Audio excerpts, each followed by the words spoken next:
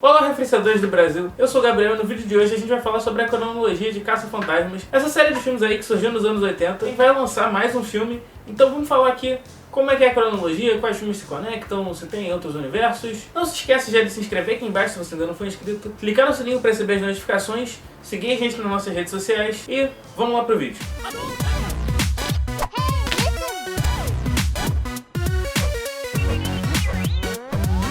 Caça-Fantasmas começa com o primeiro filme, Caça-Fantasmas, de 1984, e conta a história de três cientistas fracassados que querem provar que o sobrenatural existe e que fazem vários equipamentos para tentar capturar fantasmas e achar eles, e são ridicularizados e desacreditados por todo mundo, até que os fantasmas começam a aparecer como doidos em Nova York, e eles começam a capturar e formam um negócio. Eles são tipo exterminadores, como se chamasse a insetizã para tirar mosquito da sua casa, só que no caso deles é com fantasma. O negócio começa a prosperar, eles compram um velho quartel de bombeiro que não está mais sendo usado para ser a base deles, eles compram um carro que era uma ambulância para virar o veículo de transporte deles, eles contratam uma secretária que é a Janine, e no final eles contratam mais um funcionário que é o Winston, que tem um background ali militar e que dá uns insights que alguns deles não têm sobre caçar fantasmas e tudo mais. Eles estão se preparando para o evento apocalíptico, que é a chegada do Gozer, que é esse fantasma de outra dimensão, andrógeno e super poderoso que vem pra conquistar a gente, e no final acaba tomando a forma do Stay Puft, que é aquele monstro de marshmallow, e é derrotado quando os nossos queridos caça-fantasmas cruzam os raios, que era o que eles nunca podiam fazer, e derrotam o monstro e espalham marshmallow por Nova York toda. O filme foi um sucesso, foi uma mistura de comédia com terror, com ficção científica, que agradou todo o público, agradou as crianças, agradou os adultos e principalmente foi muito popular e gerou uma sequência. Caça-Fantasmas 2 foi lançado em 1989, 5 anos depois do original, e aqui eles meio que repetem um pouco o arco do primeiro filme. Não tem aparecido muitos fantasmas desde que o Gozer foi derrotado. Os caça-fantasmas estão meio sem ter o que fazer na vida, estão animando festas infantis e as pessoas já não estão mais gostando tanto deles. Quando de repente uma nova ameaça surge, dessa vez é o Vigo, é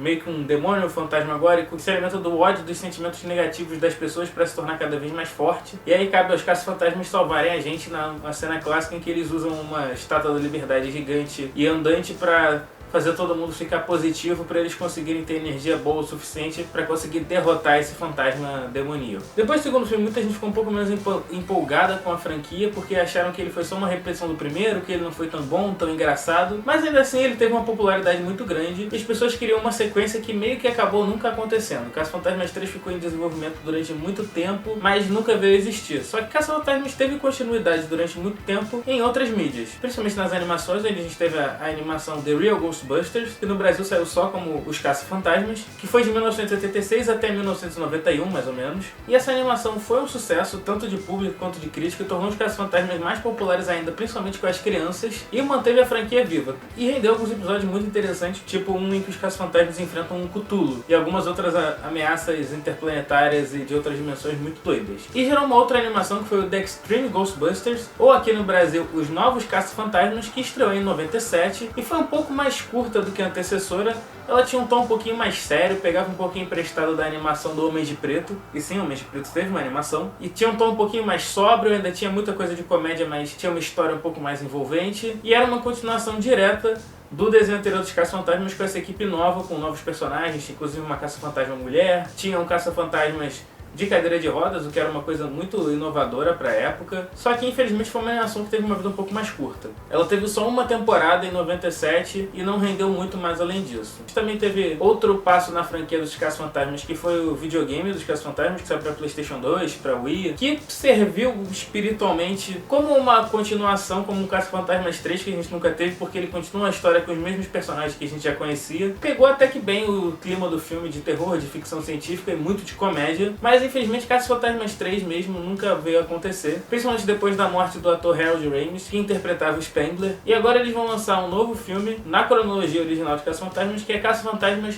Mais Além. A gente não sabe muito sobre a história, mas a gente já tem alguns trailers que confirmam que sim, esse filme se passa no universo do Caça-Fantasmas original. Eles dizem que não acontece mais um avistamento de fantasmas há 30 anos, que não sei se eles vão considerar os desenhos, mas se considerarem é mais ou menos quando o último desenho dos Caça-Fantasmas se passa, então tá tudo ali mais ou menos na mesma cronologia. E agora resta a gente ver o que eles vão fazer e quais vão ser as novidades que vão acontecer na franquia, se vai ter continuações e enfim. Ainda é uma das propriedades mais populares que eles têm, uma coisa que ainda rende muito pra eles. Em 2016 saiu mais um filme na franquia Caça-Fantasmas, esse também com o nome só de As Caça-Fantasmas. E esse filme foi um completo reboot. Ele desconsiderou tudo que veio antes, ele desconsidera toda a cronologia, todos os acontecimentos. E na verdade ele se passa quase como um universo paralelo aos Caça-Fantasmas que a gente está acostumado. Aqui nesse reboot a gente tem uma equipe completamente nova, toda feminina. E a história é bem similar à do primeiro. São um grupo de 3 cientistas que está tentando provar que existe uma vida após a morte, que existe um sobrenatural, mas elas estão desacreditadas no meio acadêmico. Até que surge um fantasma e elas conseguem provar a teoria delas, se unindo a uma nova integrante, que é uma funcionária do metrô de Nova York, que vai ajudar elas na função, e elas viram